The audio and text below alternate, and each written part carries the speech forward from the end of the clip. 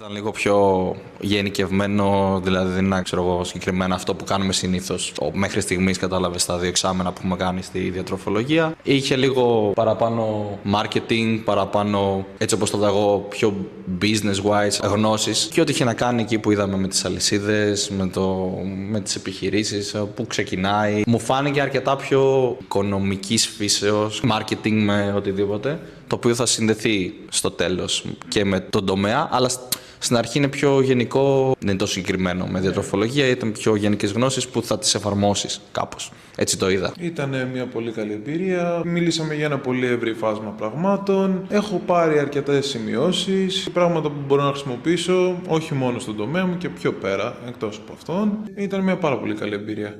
Το marketing κομμάτι, ό,τι είχε να κάνει και με τις αλυσίδες και με κατανόηση το πώς λειτουργεί μια αλυσίδα διανομής είτε παραγωγής, σημαντικά. Νομίζω αυτό μου έκανε το πολύ έντονο ενδιαφέρον, με κέντρισε παραπάνω. Κρατάω αρκετά το πώς ανάγεται ο δικός μου τομέας που είναι η διατροφολογία και λίγο στις επιχειρήσεις. Κρατάω την αλυσίδα αξίας που έχουμε στο πρώτο κομμάτι, το οποίο ήταν αρκετά εντυπωσιακό. Εννοείται και ακόμα καλύτερα όπως και να έχει, σίγουρα. Εννοείται θα με ενδιαφέρει, ναι.